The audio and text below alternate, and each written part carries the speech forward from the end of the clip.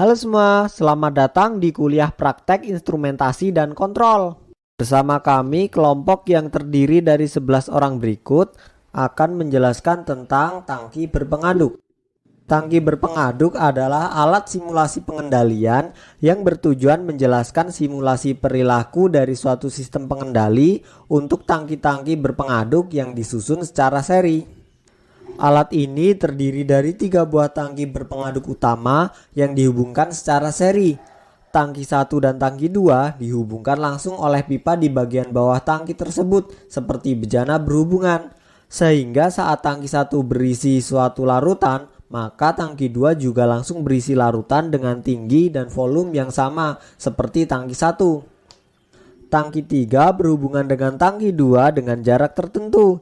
Jarak antara tangki dibuat sedemikian rupa sehingga walaupun tangki 3 bersebelahan dengan tangki 2, proses pengisian tangki 3 adalah setengah dari tangki 2 terisi dengan ketinggian maksimum. Setelah tangki 2 mencapai maksimum, cairan tangki 2 akan masuk ke dalam tangki 3 melalui bagian bawah tangki 3. Jarak yang berbeda antara tangki 1, 2, dan 3 memungkinkan untuk mempelajari efek jarak terhadap pengukuran dan pengendalian.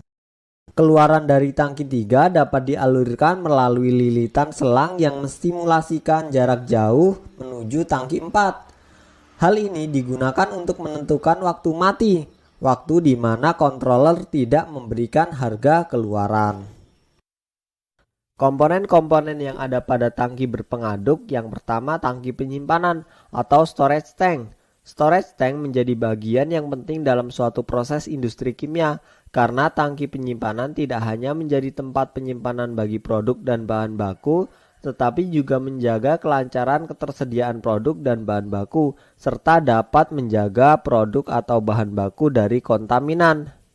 Kontaminan tersebut dapat menurunkan kualitas dari produk atau bahan baku. Komponen yang kedua adalah pompa diafragma. Pompa diafragma merupakan jenis pompa perpindahan positif yang memakai kombinasi dari perlakuan reciprocating dari karet, termoplastik atau teflon, diafragma, serta cocok untuk penggunaan pada katup searah. Check value untuk memompa fluida. Penggerak pompa sudah menggunakan udara dan tanpa batang torak penerus daya. Yang ketiga adalah flow meter. Penggunaan flow meter adalah alat yang digunakan untuk mengetahui adanya suatu aliran material, liquid, gas, atau powder dalam suatu jalur aliran dengan segala aspek aliran sendiri yang meliputi kecepatan aliran atau flow rate dan total massa atau volume dari material yang mengalir dalam jangka waktu tertentu. Cara kerja flow meter adalah sebagai berikut. Yang pertama, larutan A dan B yang berada di tangki penyimpanan dipompakan menuju tangki berpengaduk. Sebelum larutan A dan B masuk ke tangki berpengaduk, larutan melewati flow meter dengan tujuan untuk mengetahui laju alir larutan. Selanjutnya, larutan A dan B mulai memasuki tangki berpengaduk.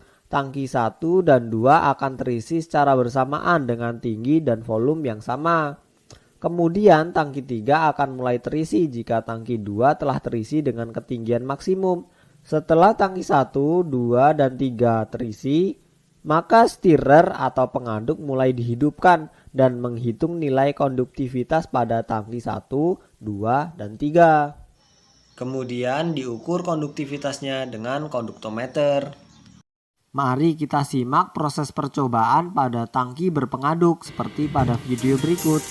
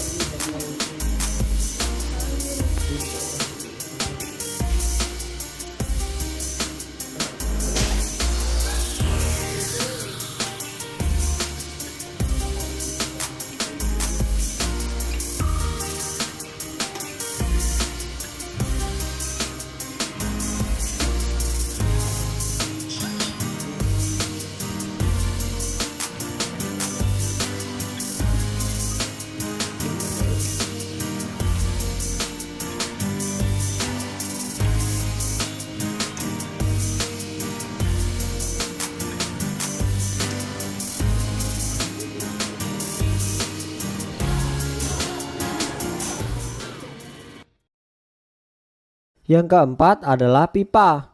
Fungsi pipa yaitu sebagai sarana untuk menyalurkan bahan seperti zat cair, gas maupun uap dari suatu tempat ke tempat tertentu dengan mempertimbangkan efek, temperatur dan tekanan fluida yang dialirkan, lokasi serta pengaruh lingkungan sekitar. Yang kelima, tangki pengaduk. Yang dimaksud dengan tangki pengaduk atau tangki reaksi adalah bejana pengaduk tertutup yang berbentuk silinder, bagian alas dan tutupnya cembung.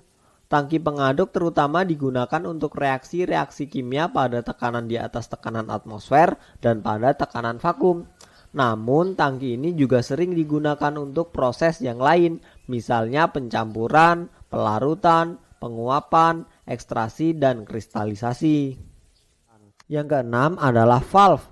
Valve atau katup adalah salah satu komponen yang umum ditemukan pada mesin, termasuk mesin mobil. Secara umum, kegunaan valve adalah untuk mengatur aliran fluida, baik berupa cairan maupun gas. Berikut ini ada blok diagram, dan ini ada flow diagram. Sekian presentasi dari kelompok kami. Atas perhatiannya kami ucapkan terima kasih.